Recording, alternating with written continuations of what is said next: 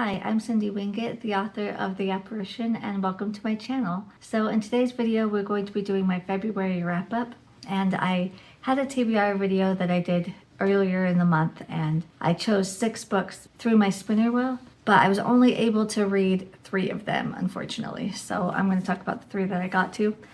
I read The House Safer first. This one is one of my most anticipated books. I was very excited for this one. And while I did enjoy this one, it wasn't quite what I wanted it to be. So I really expected this to be very gothic and very atmospheric, but it just wasn't. You know, when I read something gothic, I really want to have that foreboding and that, gloomy atmosphere, and I really want the existential dread, and when this has ghosts in it, so I just wanted it to have that little bit of creepiness to it, but it just really didn't have any of that. But I think that's mostly because this really isn't a horror in any way. This is strictly fantasy, and so I wanted it to be like fantasy horror so that I would get those elements, but it's really just fantasy. So you have ghosts, but they're not scary. They just act like regular people. This is a fairy tale retelling of the tale of Bluebeard, and I always find that fascinating, and I thought it would be really good. But I don't know, it just didn't quite do it for me, and I can't even really say why, other than the atmosphere wasn't there, the creepiness wasn't there, and I felt that the romance between our main character and the love interest, I felt like it was very forced. So I just didn't, it just didn't quite hit the mark for me. It wasn't bad, it wasn't terrible. I didn't hate this book, but I didn't fall in love with it either. So I'm thinking of giving it about a 3.5 star rating. And then I read Belladonna, and I actually had very similar feelings to this one that I did The House Safer, because again, I thought it was supposed to be very gothic and very much like a fantasy horror, but again, it's more just fantasy. And I had the same issues. I wanted that creepy factor that wasn't there. I wanted it to be gloomy and gothic and atmospheric, and it just wasn't. And then again, I felt like the romance felt very forced. She is in love with death, which I feel is very intriguing, but she spends the first part of the book hating death and wanting nothing to do with him, and then all of a sudden she's madly in love with him. Or I would say madly in lust with him, because really that's all it amounted to being. But he's made of shadows, and she can't see like a definitive body or face or anything. So it's not like she could even be attracted to him in that way. So I'm not really sure why she hates him, and then all of a sudden she's like wanting to have sex with him. It just didn't make sense to me. It just felt very much like this is what the author wanted to happen, so it just happened, rather than feeling organic and natural. And so I didn't love that. And the mystery, it was interesting enough, and the first half of the book I really was enjoying, but the latter half of it I just found my interest waning, and the main character was starting to drive me crazy, because stuff would happen, like, I'm not going to spoil anything, but something happened in the library that was kind of traumatic and a big deal, and then the next chapter she just goes on talking about dresses and the Christmas ball that they're going to have and all this stuff, and I'm like, but this big thing just happened, and that's your reaction to it. I don't mind if you want to switch gears and go on to something else, but there needs to be some exposition. There needs to be some inner monologue of her thinking about that. Like, wow, that was crazy, and I need to figure out what's going on, but there's really nothing I can do about it right now. There has to be something, not just skim over it like it never happened. And you never really go back to it other than to say who did what. And so I just thought that was strange that she just didn't really give it a second thought. And I don't know, some of her reactions and that way she would act, she was just kind of starting to drive me nuts in the latter half. And so I started out enjoying this one, but by the end, I was just wanting it to end. And unfortunately, I don't feel like I'm going to continue with this trilogy. I feel like this first one was enough, and I don't need to continue because I didn't enjoy it as much as I thought I would. But again, just like with House Safer, I didn't hate it. I don't think it's terrible. So I think I'm gonna also lean towards a 3.5, because for me, a 3 star is just very meh. like I don't really have any feelings towards it. And I didn't feel that way about these two books because I did enjoy parts of it and aspects of it. And so I wouldn't say I was indifferent to it, but at the same time, I can't give it 4 stars because I didn't actually enjoy it as much as I thought I would. But after having, a couple of negative books that I didn't quite work for me, I did read another book that was part of my TBR that I absolutely loved, and that was Yellowface. This book is very, very meta, so you really need to be in the right headspace to read a book like this because it's very, very much holding up a mirror to our society in this day and age. And so if you're not in the mood for something like that, this probably isn't going to be for you. But if you're in a position where you want to read something that's very meta, this is a great one to pick up. So if you don't know, this is about this woman who is a writer and she has a best friend. I say best friend with air quotes because I wouldn't say they were best friends. They were friend-like. They were more like, not really coworkers because they're writers, but you know what I mean? She's more of a colleague rather than a friend. But anyways, so she's with this colleague / friend and she ends up choking on some pancakes and ends up dying. And she's devastated and freaked out at first, but then she also realizes that this is a great opportunity to steal this woman's manuscript that she just finished because she has had really, really big success in the literary world, whereas our main character has had a couple of flops and hasn't been able to get her feet off the ground, as it were. And so she steals this book and pretends that she wrote it. So I really related to this book a lot because as an author myself, I could really relate to some of the things she goes through and some of her thoughts and different things. And the author herself at the end of the book during the acknowledgement says that this book is about loneliness in the industry, and that does come across, that fame is very fleeting and the industry will just drop you at the drop of a hat and go on to the next big best thing, and you're only relevant as long as that book is relevant, which happens very, very quickly. Within a couple of years, nobody cares. They want the next book.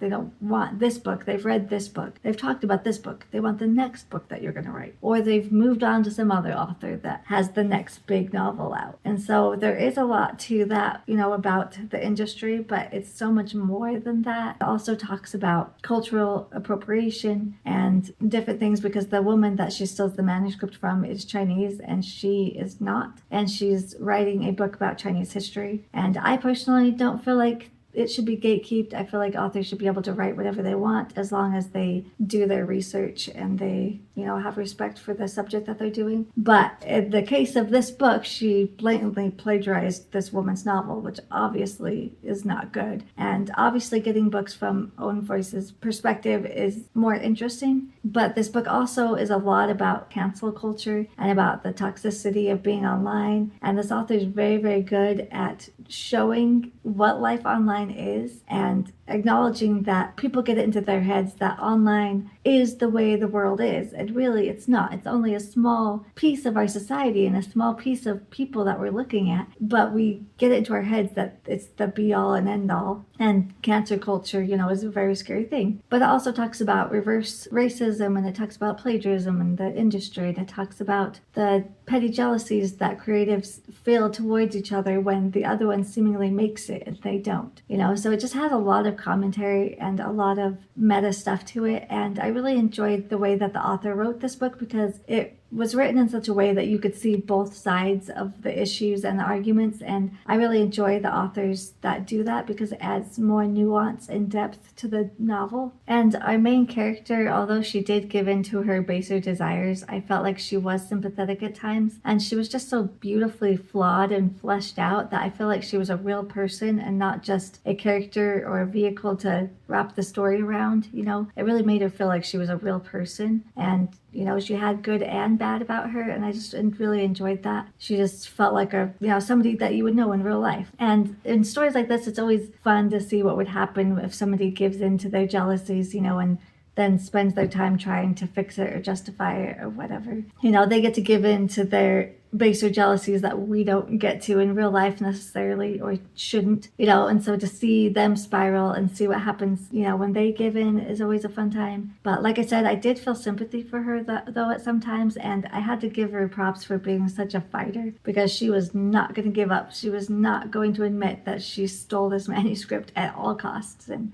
I kind of had to give it to her for that. But no, I just thought this book was so well done and so good and so nuanced and so meta and just everything that I wanted it to be. So this is definitely a 5 stars for me, and I highly recommend it if you haven't read it yet. So those were the 3 books from my TBR that I read, but then I also read Lost Among the Living by Simone St. James. I'm going to be doing a video about Simone St. James next month, so I needed to finish all of her books, and this is the last backlist title of hers that I needed to read. And I was afraid that this was going to be kind of boring. The reviews for it were kind of mid, and so I was kind of apprehensive going into this one, but I actually enjoyed it quite a bit. So I actually thought that this one was a lot more gothic and atmospheric than the other 2 books that I read, Belladonna and House of Safer. So this is the one that actually gave me gothic vibes. It does have a ghost in it. It's not a big part of the book, but it is there, and there's a mystery to solve, and it's historical horror or historical mystery. I'm not even sure if it's supposed to be horror, but a historical mystery with ghosts. But I really enjoy that. I really enjoy historical novels, and this one's set during the time of World War I. And so our main character, she had a husband who died during the war, and so she needs a way to make a living, and she doesn't end up getting her widow stipend, or what do they call it? Like, I don't know. It's almost like severance pay, but for widows, they give you a certain amount of money for being a widow. I can't remember right now what it's called, but she doesn't receive that because her husband was never found. So they never found a body, so he's more like missing in action. So they're assuming he's dead, but without having a body and without being able to verify his death, she did not qualify for having this stipend, and so she needs a way to make money. And so she goes to her in-laws, who were pretty upset that they got married in the first place. They felt like he could do better, but she ends up going to be a companion for her mother-in-law, or former mother-in-law, I should say. And then she finds out that her husband had this sister who was mad, and they kept her up in the attic, and so it kind of has that Jane Eyre type vibes to it. So she's trying to figure out the mystery behind the sister, because the sister ended up jumping off of the roof and committing suicide. But a lot of people, herself included, don't think that it was suicide. They think it was murder, because she just wouldn't have done that. And so she's trying to figure out what actually happened to this girl, and she's our ghost that we've been seeing. And so that kind of adds to her wanting to figure out this mystery and trying to figure out what her life's going to be like now that she doesn't have her husband. But yeah, I thought this one had really good vibes, really good atmosphere, and I enjoyed figuring out the mystery, and it had a couple of twists and turns, and I just thought it was actually really good. I enjoyed it more than I thought I was going to. There was a ghost dog, and I didn't see the point of the ghost dog, and I thought it was a little bit bizarre. So I don't know if I loved that part, but the rest of it was really good. So I don't know, it just didn't quite have that 5-star feeling. So it would probably be 4 stars or even 4.5 stars. And then I also had a couple of NetGalley that I read this month. The first one being Dollface by Libby Ryan. Kind of a slasher in the same vein as Scream, where it's not supposed to be super serious, but it's just supposed to be fun. And we have these ladies that are part of the PTA, and they're the ones that start getting picked off one by one. So it definitely has suburban vibes. And so our main character, she's a horror writer, and she doesn't really feel like she fits in, but she wants to, she wants to be the little housewife and the mom and do the PTA thing. But, she just doesn't feel like she really fits in with these ladies, and they're pretty mean to her. But then murder happens in this town, and these ladies in the PTA start not always being murdered, but they're always, something bad is happening to them. And so she's trying to figure out what's going on, because she's also part of the PTA, and she doesn't know if she's going to be the next victim. So I was able to figure out who the killer was, but not until like 2/3 of the way through the book. And I was hoping it wasn't going to be super obvious, because I thought it could have gone that way, and I'm glad that it didn't. So that was pleasantly surprising. And then I also enjoyed our main character. She made a lot of references to horror movies and horror books, because she is a horror author, and I always enjoy that. I always think it's fun to have those little Easter eggs and those little nuggets about horror media, And there was this one part involving an eyeball that was just disgusting. disgusting. So definitely, if you're squeamish, there will be parts of this book that might turn your stomach a little bit, and that one definitely did. Things with eyeballs and just the descriptions about this eyeball, ugh, it was just gross, but in a good fun way. But yeah, so the descriptions when it got gory were gory, and then so it's not like completely just a cozy mystery type thing. It truly is horror. But there were parts towards the end where the descriptions got a little bit hazy and confusing, and I had a hard time visualizing what was happening towards the reveal of the killer. But I don't know if this will be fixed because this is an ARC copy, so maybe they'll fix that in later versions of this book, but I kind of doubt it because usually by the time you get to the ARC stage, it's more just typos and grammar and that kind of stuff. So I don't know, but there was just certain things that the killer was doing at the end where I just couldn't quite visualize what the heck was going on. It's hard to explain, but otherwise the writing was really good in this, and I enjoyed the writing style. Although she did have a couple of phrases or words that she would repeat all the time. So one of them, she would always say darling husband, and it wasn't in like a sarcastic way, like, oh, my darling husband, it was sincere, which I mean isn't a bad thing, but it just was weird that she just kept saying, my darling husband did this, or my darling husband did that. Like, just use his name. Like, I just thought that was weird. And then she also kept saying, my creaky, not creepy house, which the first time she said that, I thought that was pretty cute and endearing. But then she used it all the time. And so it kind of got annoying after a while. It's okay. We get it. Your house is old and dilapidated, but not haunted. And it was supposed to be this lighthearted, funny thing. And it was in the beginning. But like I said, with the repetition of bringing it up every time she goes home, I didn't necessarily need that. But other than those couple of nitpicky things, I thought this was really, really fun, and I would definitely check out something else by this author. Coincidentally, I do already own one of her other books. It's called Bless Your Heart, and it's about vampires. So I'm now extra excited to get to that one. So I would probably give this 4 stars. And then I read the newest novella by Clay Millard Chapman.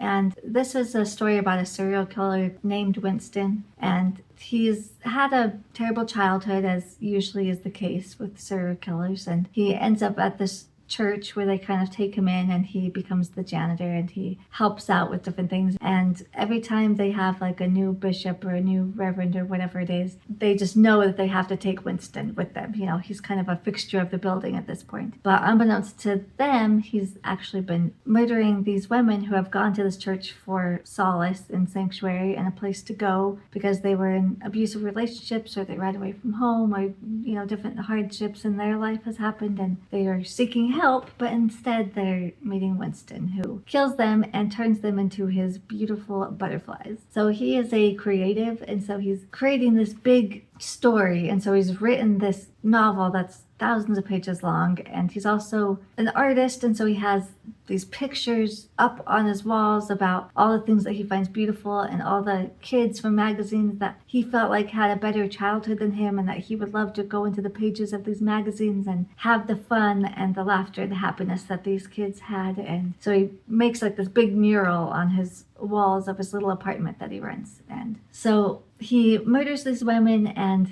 they're supposed to be part of his narrative when it comes to his fantasy novel that he's writing. And so they turn into these butterflies, and then they are supposed to save the world or something like that. And there's supposed to be 7 of them. And so he's seeking out the last of his victims. He already has 5, and as the story begins, he finds a 6th, and then the rest of the time he's trying to find that elusive last one. And I found the writing style a little bit confusing in the beginning because it swapped around a lot. So you'd have like 3rd person in Winston's point of view, but then it would go to his victims' heads in 1st person. And I don't know if these women were supposed to be ghosts or if they're supposed to be just in his head, figments of his imagination. I'm not really sure. And then it would be like 3rd person perspective from his victim's perspective, and then you'd have like an omniscient narration, and then it would even jump into 2nd person for a couple of paragraphs. And it wasn't like they were different chapters or different sections. It's like within the same section from paragraph to paragraph, it was just switching to all these different perspectives, which I just found really distracting. But as soon as I was able to get further into the book, it didn't really bother me, and that kind of stuff kind of slowed down, and then it was mostly just narrating Winston's life and then having the perspective of his victims, whether they were ghosts or whether they were just in his head. So when it calmed down and really just had the two POVs, then it ended up being a lot better and a lot easier to get through. And I did find this story very, very interesting. There were a few chapters where it would be part of his fantasy novel, and it had these girls be reincarnated with their wings, and they go off to fight these battles, and I didn't really care about those chapters. I just kind of skimmed them because they just didn't interest me. I didn't really care about this fantasy land that they were in. I just wanted to hear about Winston and what was going on with him. But yeah, it was very, very short, very, very quick read, but I did find it interesting and entertaining. And I do believe that the beginning part, with the chaotic point of views, I think it was intentional. I think it was supposed to show kind of the chaos that is Winston's mind, and, meant to be a little bit fever dreamy, but that's just not my favorite way to consume a story. But I understand why it was done, and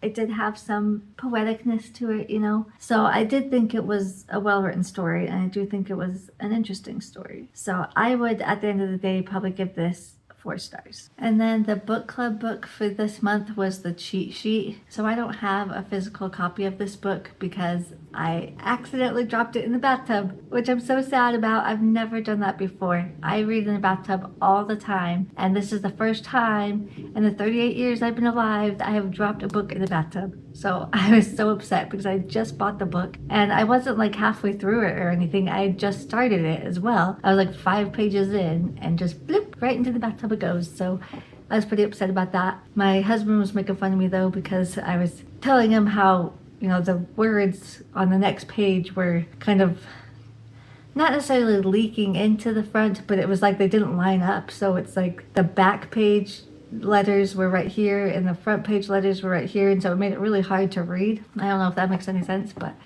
I could see the letters and the words from the next page overlapping the ones I was trying to read. And my husband just laughed, and he's like, "You still tried to read it?" And I'm like, "Well, yeah," because I was already in the bathtub, so what else am I going to do? And it's a book club book, so I need to get it read either way, and my meeting was in a few days' time, so I didn't have time to try and track down another copy. So, you had to try and peel the wet pages apart and hope they don't rip, and it was terrible. And then as it dried, the pages and the cover got all crinkly and wavy. And so I ended up, unfortunately, throwing the book away when I was finished. So that's a bummer. But anyways, this is a sports romance, and I'm not normally into sports romances because I hate sports. But luckily, the sports was very minimal. There wasn't a lot of talk about sports. But he is an NFL football player, and she is, I forget what she is. I think she's something to do with sports. Oh, she's a ballerina. That's right. So she's a ballerina. He's an NFL football player, and they became friends in high school when they were running around the football field or something, and they met, and they both instantly were attracted to each other and liked each other, but for whatever reason, they just never connected in that way.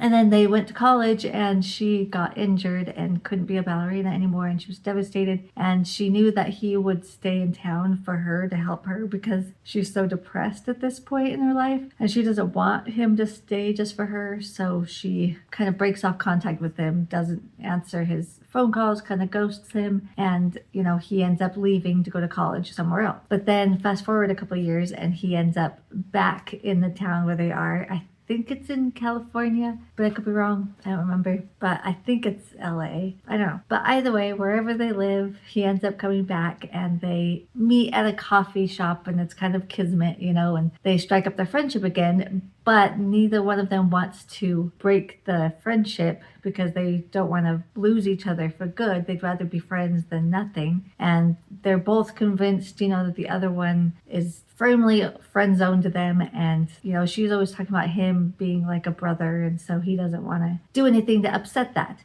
But they're getting to that point in their life where it's been 4 years by this point, and they're just like, he needs to know and she needs to know. And the publicity team for his football career, they tell him that it would be really good for his career and for his publicity if he has this fake relationship with her because of some incident that happened in a bathroom where a journalist actually got our main character to confess that she liked him. And so they're like, well, we can use this, you know, just pretend you're together now and everything's copacetic. And so they strike up this fake romance, and the male main character decides that this is the perfect opportunity for him to get her to fall in love with him. And so he's using all this fake relationship stuff to try and force real feelings. Well, not force real feelings, but trying to get her to catch real feelings for him without realizing that she's already in love with him. But I enjoyed this one more than I thought I would. I thought it was really cute and really fun, and I thought they were really good best friends. I did think it was a little bit unbelievable that maybe not both of them, but at least one of them wouldn't know that the other one liked them, because she is always telling him that she feels like he's a brother and it would be incest if they got together and all this stuff. And so I can understand why he would feel a certain way. But for her, she knows that he's going to break up with his girlfriends and that he will always choose her over the girlfriend, because the girlfriend always has a problem and an issue with them hanging out so much. And she's like, well, they're going to break up because he's always going to choose me. You know, he loves me more. And yet she doesn't realize that he likes her more than a friend. Like, that just seems a little bit unbelievable in my opinion. But outside of that, I did like it. I thought it was really fun. I liked the side characters. I thought the football players on this team were hilarious. They did not act like football players. They were just very, I don't even know the word, but I mean, I guess it could sound like fraternal, which could be more of a football team, but they just weren't like manly men, you know, they weren't like bros. And so I just thought that was funny and entertaining. And they're like trying to help him woo his best friend. And so the cheat sheet is something that him and his team came up with, you know, as far as kind of like a play, you know, in football, where they're like, you know, this is the steps you're going to take to make her fall in love with you. And they came up with it together. And I just thought that was really funny and really cute. But yeah, so this wasn't like a perfect romance for me, but I did like it. However, I do think when they finally admitted feelings for each other, I felt it was very anticlimactic. You have this whole build up throughout the book, which could be very frustrating at times. It's like, just talk, you know, just communicate with each other. But then you finally get to that point and it was just like,